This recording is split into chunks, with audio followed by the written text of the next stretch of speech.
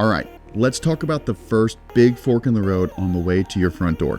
And I'm going to be straight with you here because a coach who tells you what you want to hear is not worth much. I'll tell you the truth about the map. Renting versus buying, left or right. And here's the honest truth most people never actually hear. Sometimes renting is the right call for a season.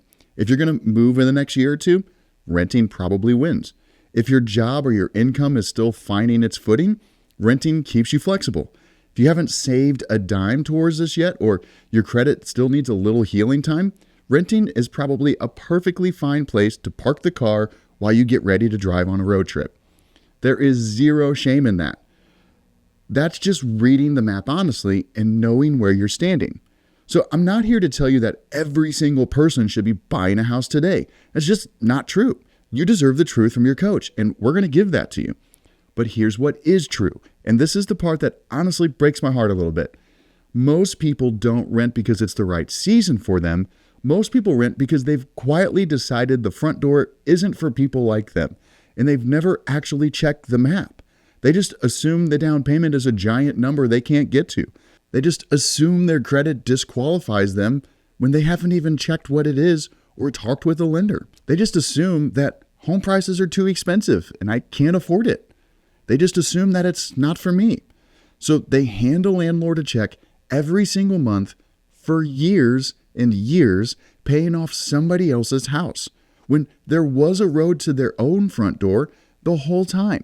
Remember, the big promise, the big idea is this: everybody can own a home. You just have to know where you're at on the map. Everybody's got a road to their end destination. Just like trying to drive to Florida, you might be a little further away, but there is a pathway there. Most people just haven't looked to find out what theirs is. And that's the trap. It's not renting, it's renting by accident. It's renting because you assumed instead of renting because you looked at the map and made a decision based on the facts of where you're actually at. So all I'm asking is this: don't pick your direction at this crossroad out of fear or out of ignorance, meaning you just haven't done any research, or out of assumption. Develop that renting plan out of actual facts. And then once you decide we need to rent for a season, develop the plan on how you're going to get to home ownership. Put a timeline to it. Let's actually find where you're at standing on the map and then choose your road. Deal? Because here's how it shakes out. If we look at the map together and renting is really your season, beautiful. Then you'll rent on purpose. You'll rent with a real plan and a date to point the car at that front door that you will own someday when you're ready, when everything lines up. And if the road to homeownership is more open than you assumed, and for a lot of you, I promise it is, well, then let's start driving. But before you pick left or right, there's one number nobody ever shows you, and that's actually the price tag of waiting. And this is a big one.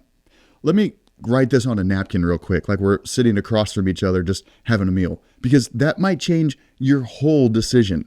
That's what's going to be in our next video.